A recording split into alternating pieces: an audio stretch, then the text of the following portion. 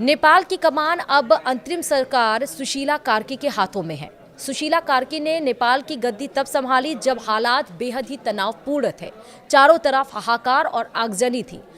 14 सितंबर को सुशीला कार्की ने एक बड़ा फैसला लिया जिससे जेनजीज काफ़ी खुश हुए और उनको ये गर्व हुआ कि हमने सुशीला कार्की का अगर नाम दिया है तो वो सही दिया है। दरअसल 14 सितंबर को सुशीला कार्की ने कहा था कि इस रिवॉल्यूशन में, इस आंदोलन में जो भी जिनकी डेथ हुई है उनको शहीद का दर्जा दिया जाएगा। लेकिन आज उससे बिल्कुल उलट खबर आई जब ये खबर आई कि जेनजीज 3 दिन के बाद अब सुशीला कार्की के खिलाफ सड़कों पर आंदोलन करते हुए आपको दिखाई पड़ेंगे। एक बार फिर से हजारों की संख्या में जेनजीज सड़कों पर उतरेंगे, लेकिन इस बार सुशीला कार्की के खिलाफ। क्यों चिढ़ गए हैं सुशीला कार्की के खिलाफ और क्या वाकई ऐसा होने वाला है? क्यों ऐसा बोला गया कि जैसे कुर्सी पर बिठाया है वैसे ही हटा भी सकते हैं?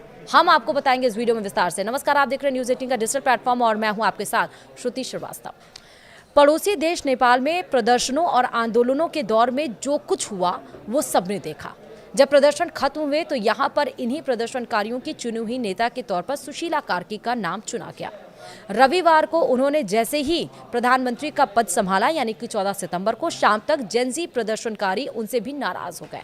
कैबिनेट मंत्रियों के चुनाव को लेकर हुए ये नाराजगी यूं बढ़ गई कि बात कुर्सी से उतारने और इस्तीफा मांगने तक पहुंच गई। नेपाल की राजनीति में इस वक्त बिल्कुल नया मोड़ आ गया है। नेपाल के युवा वर्ग ने विद्रोह और हिंसक प्रदर्शनों के बाद केपी ओली की सरकार हटाई और खुद ही नई अंतरिम प्रधानमंत्री सुशीला कार्की को चुना। वैसे सुशीला कार्की जेनजी प्रदर्शनकारियों की ही नेता हैं, लेकिन अब वे उनसे भी नाराज हो गए हैं। जेनजी प्रदर्शन के अगुवा रहे सुदन गुरुंग ने तो ये कह दिया कि कुर्सी पर बिठाकर उतार भी सकते हैं। अब क्यों नाराज हुए सुदन गुरुंग और क्यों इतनी बड़ा स्टेटमेंट उन्होंने कहा, हम आपको बता रहे हैं। दरअसल नेपाल के संगठन हामी नेपाल के नेता और आंदोलन में बड़ी भूमिका निभाने वाले सुदन गुरुंग अपने साथियों के साथ अंतरिम पीएम सुशीला कार्की के आवास के बाहर प्रदर्शन में भी पहुंचे। अब युवाओं में नाराजगी इस बात को लेकर है कि कार्की सरकार में शामिल हो रहे मंत्रियों में युवाओं की कमी है।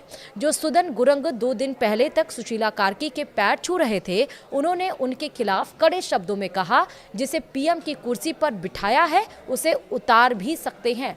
गुरुंग इस आंदोलन में जान गंवाने वाले प्रदर्शनकारियों के परिवारों के साथ पीएम से मिलना चाहते थे।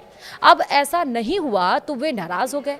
ये तो एक मामला है। दरअसल बताया ये भी जा रहा है कि सरकार में मंत्रियों के चुनाव की प्रक्रिया में युवा आंदोलनकारियों की राय न लेने की वजह से सुदन गुरुंग खफा हैं।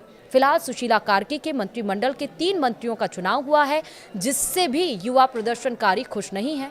खासतौर पर गृह मंत्री के तौर पर ओपी आराल का नाम उन्हें पच नहीं रहा है। इसके अलावा रामेश्वर खनाल को वित्त मंत्री और कुलमन घिनसिंग को ऊर्जा मंत्री बनाया जा सकता है। जेनजी प्रदर्शनकारियों का कहना है कि ओपी अरियाल को बात करने भेजा गया था और वे खुद ही मंत्री बन गए और कैबिनेट में युवा प्रतिनिधित्व नहीं दिख रहा है। अब आगे क्या होगा ये तो समय बताएगा, लेकिन फिलहाल नेपाल की राजनीति में अस्थिरता ही नजर आ रही है। तो क्या एक बार फिर से जिस तरह केपी ओली सरकार के समय में हुआ, जेनजी ने रिवॉल्यूशन किया, ना सिर्फ सोशल मीडिया बैन को लेकर बल्कि भ्रष्टाचार को भी लेकर, और 5 साल में 3 बार जो सरकार बदली उससे जेनजीज यानी युवा जो देश के भविष्य कहे जाते हैं वो ऊब चुके थे। भ्रष्टाचार का खेल धड़ल्ले से चल रहा था, इसलिए उन्होंने सोचा कि प्रदर्शन करें और अपनी चुनी हुई सरकार, अपने द्वारा सुझाए गए नाम को हम सरकार में बैठाएं ताकि काम सही से चले, नेपाल की तरक्की हो। लेकिन उसके बाद जब उन्होंने सुशीला कार्की का नाम सजेस्ट किया तो अब उनके खिलाफ भी जेनजीज काफ़ी ज़्यादा नाराज नजर आ रहे हैं। तो क्या नेपाल में एक बार फिर उसी तरह से रिवॉल्यूशन, उस तरह से आंदोलन देखने को मिलेगा? वीडियो में इतना ही। नमस्कार।